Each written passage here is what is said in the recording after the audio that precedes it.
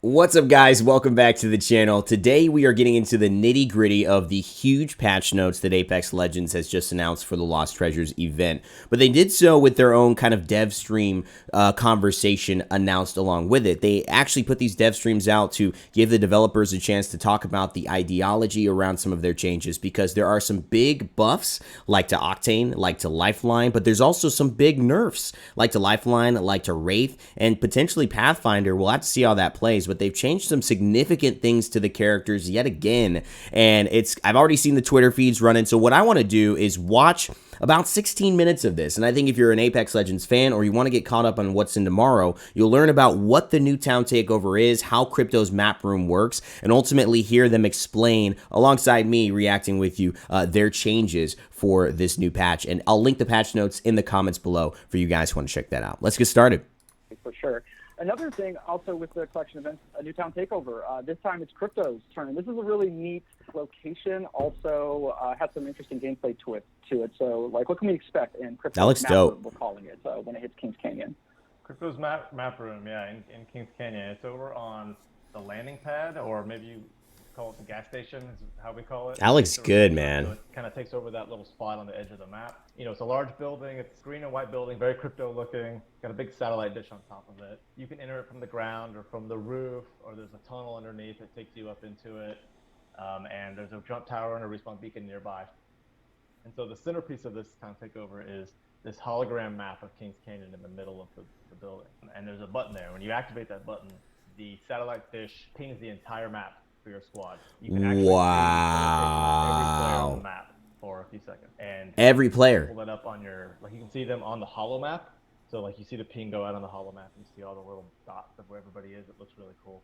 And then you can pull up your map, your world map in game, and you can see where all the players are there as well. That's so good. So it's a really powerful tool, obviously, which is why it's located where it is. You also get to see the next ring when you do that too. So you get a lot of information. Oh my god, and it's a Pathfinder beacon. Right? And you can also we also reveal, if you get pinged with the satellite, you know that someone was there and just initiated it, right? So yeah. you can go be like, someone's in there. You can go seek them out. That's what I do and die. There's TVs in the just Chad, this is for you since you die when you do this.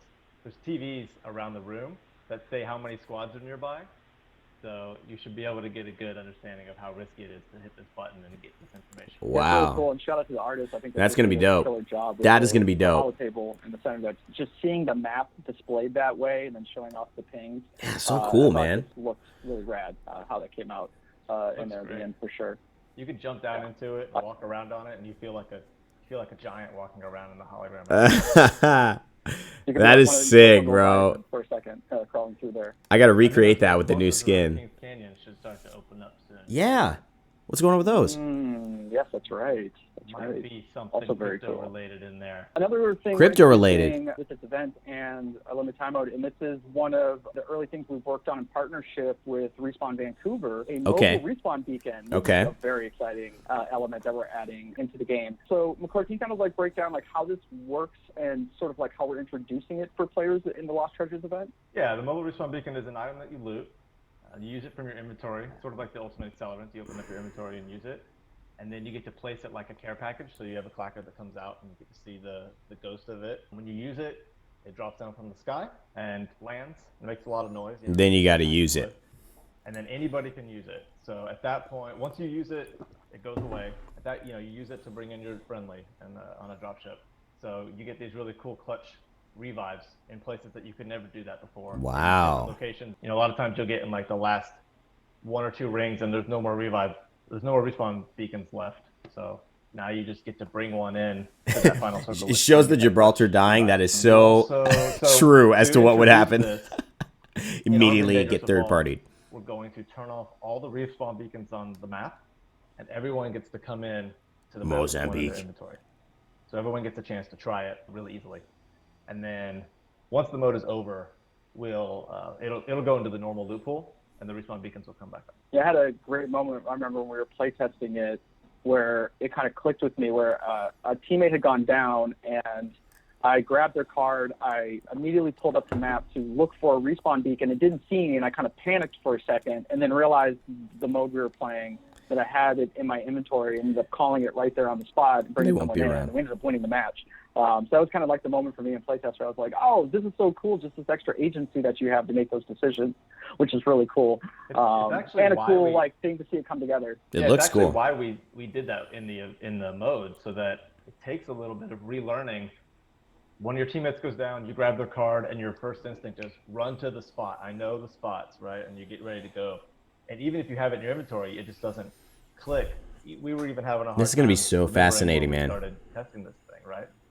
So in the mode, you don't have any option, and you immediately go like, "Where's the respawn?" That's funny. They forgot even while testing. Yeah, I have one on me, and let me go find a safe spot and call it in.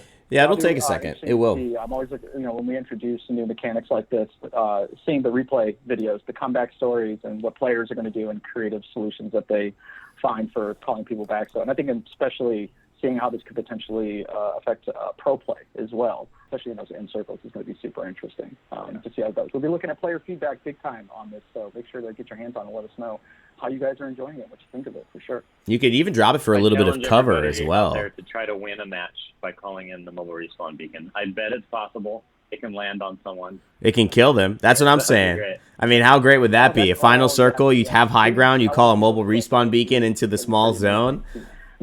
That's epic, man. Ranked, that could be a strat. Super cool, as always. Think about it. Introduced a new heirloom in this event. It is okay. The heirloom talk now, guys. I think buffs and nerfs are after this. I really need to hear what they say on that, guys.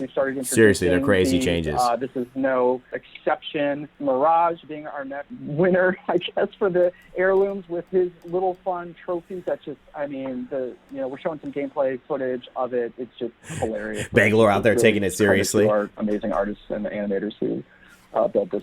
Best competitor in a battle royale based on skill, but mostly looks. Super fun. Fits his personality, I think, perfectly. That's what the trophy's for. I love it. I think it's fun to come up with. It's great to your community think of what they think other legends would have as their heirlooms. And I remember Mirage the statue being one that was coming up pretty often, especially from his scene in the Season 3 CG trailer where he gives his statue a little poke. So it just felt right on point for him. For sure. Ooh, that skin with the eyes. Now in the event as well. We have brand new cosmetics, some awesome new skins. You're seeing a few of them there behind. That's nice. Some B-roll here that'll show you some. But will people be playing Wraith after this? And chaseable in the game as well. All the details I think are in our event blog on Play. But I got to see how our change works. Check that out for more. Another thing we want to talk about here with this is not just the content, but also some big changes that are coming to the game. There's got a lot of things that are happening in the past. Those are live right now, so you guys can follow along. We're not going to go through all of them, but okay, I'll fill in the gaps in here that McCord wants to speak to as far as what the team is thinking from a design standpoint, especially on some of the changes we're making to Legends for this update, which are pretty exciting. So, Cord, without further ado, why don't you wonder what they don't go into? That'll be interesting.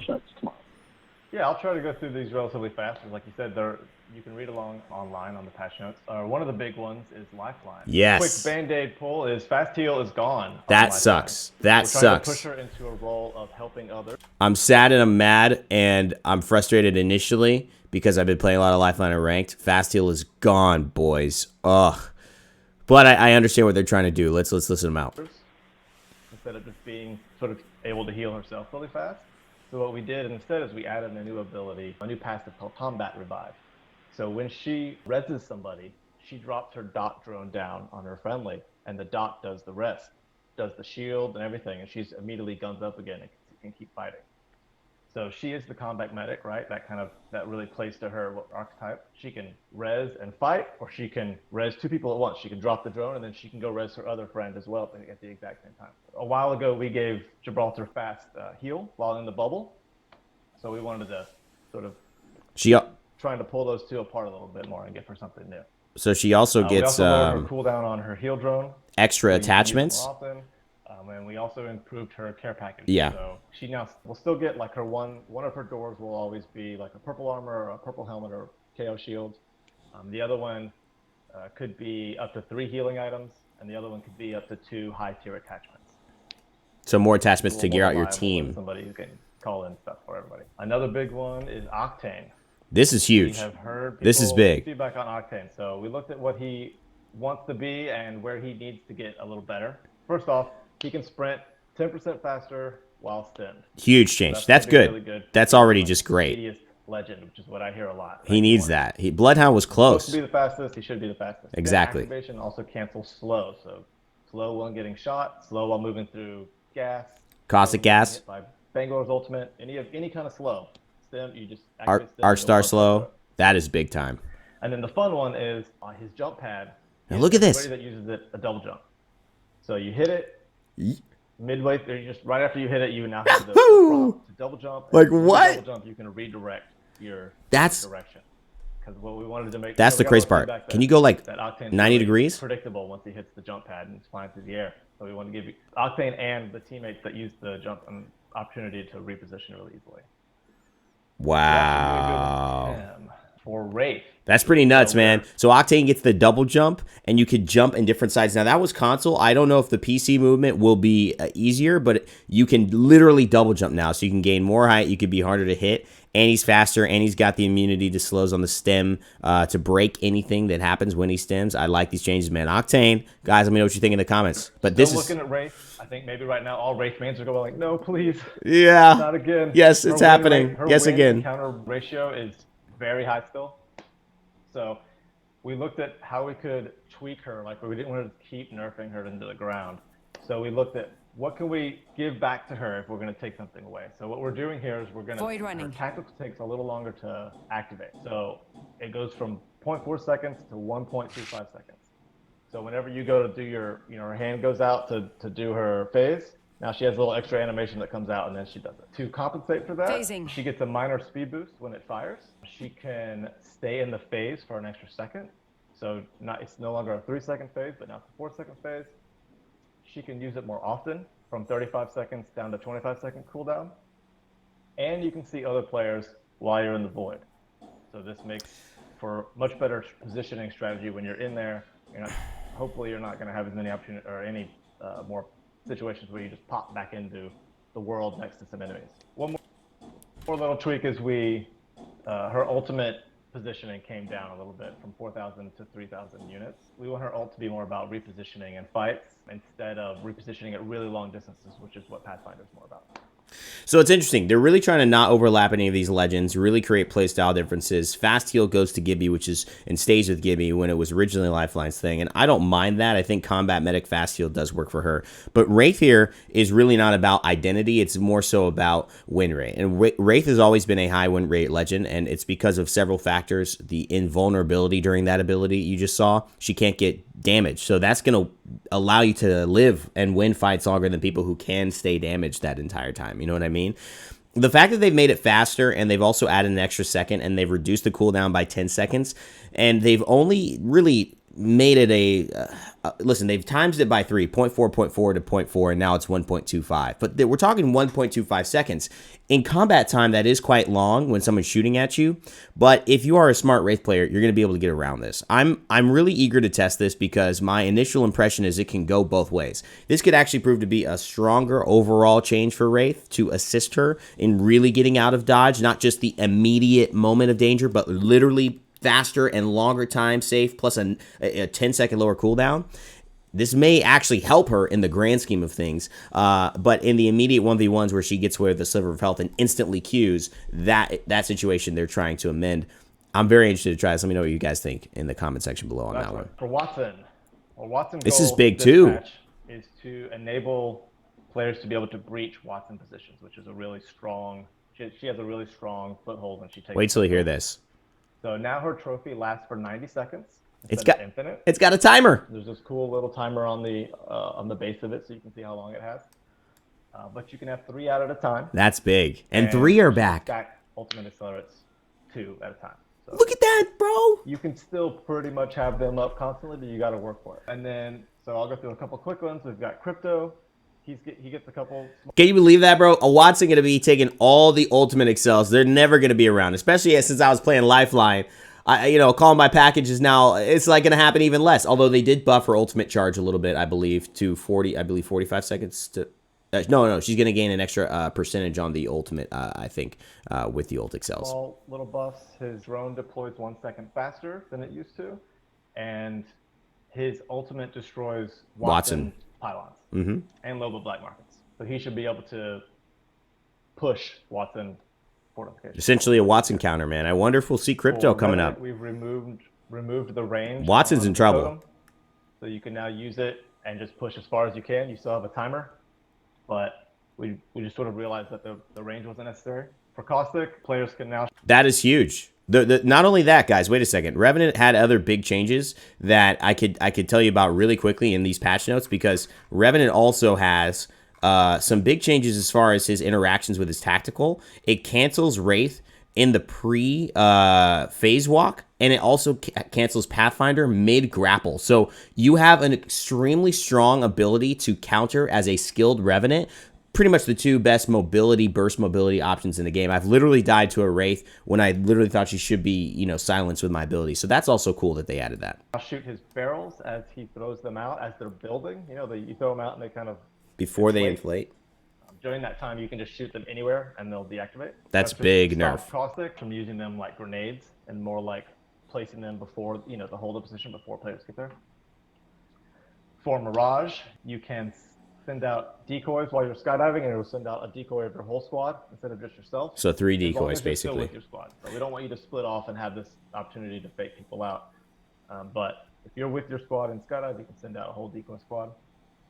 I like that quality change. Of life for him is that you, when you send out his decoy, if you hold the button down and then when you release it, you'll automatically start controls. Which is good. You don't have to press another button to control it randomly. I like that. I like that. The other one that's worth calling out, I think, is a nerf to the Havoc. So we tried nerfing it a little bit at the start of Season 5. It came. Didn't pull it down enough, so this next patch increases the randomized recoil on the to the right for the first 2 shots. Excuse me? It's a little harder to get recentered right away. And then we've lowered its magazine size from 32 to 28. That's how I'd be looking shooting that thing. Exhale. Woo, beautifully, succinctly done. We have lots of other changes that are in the game. There are more changes, and because I believe they're just going to end it right there, we're going to go and cover the changes they didn't mention, which are Loba being able to have, this is the one I was talking about with Ultimate Accelerants. Burglar's best friend, no longer worried about Watson's interception pylon, and her ultimate actually gives you 20% ult charge instead of 17.5. There was also a little weird change that they made as far as the ammo stacks, which is more of a quality of life thing listed here for Loba as well. All of these things are detailed, and another big thing they didn't mention is the Pathfinder zip lines. If you know high-level play, Pathfinder can bounce up and down, and you can re-grab a zipline as you're moving. Maybe someone's shooting you, you could jump on it, reattach. There's a cooldown that will be applied to re-grabbing ziplines now without touching the ground. And so every time you reattach, the cooldown is increased. And so you're basically going to be risking falling and not being able to use the zip line at all. And so you have to reset it by touching the ground before you even get back on it. And this is to, I believe, prevent people from ziplining at final end circles of high-level competitive. But not even in competitive. I do this a lot in the game. I think that's actually a big one that I'm a little questioning on. I've already seen pro players tweeting about that they don't like it at all, especially after the nerf to the grapple this season. Not a great start for Pathfinder. I like the Sentinel change. It just means rechamber. When you shoot, you're going to put your next bullet in faster, and then you're also going to get more energy duration for when you use a shield cell to keep it energized and have that really good tunnel placement. These are all things that I think are pretty good fixes as well, alongside that Havoc nerf. Huge stuff, guys. I'm actually kind of really excited about these patch notes and everything that has come through. Again, if you are, curious about what ends up happening, also they did nerf the fast heal to Gibby to 25%, now down to 15%. That was a big one that I didn't mention as well. I'm just looking for all of them. If you guys want to check out these patch notes, check out this video. Please leave a like on this video. Comment down below what your thoughts are, and I'll link it in the description below. I'm about to go live on twitch.tv/Raynday and grind some more ranked to my solo grind, which has now been some friends now playing with me, to as high as I can in this rank series. So make sure to follow twitch.tv/Raynday. Join me live, talk about these new patch notes, and get ready, because tomorrow we'll be showing off all these changes in Apex Legends. All right, guys, take it easy. As always, never give up, never stop gaming, and I'll see you all next time.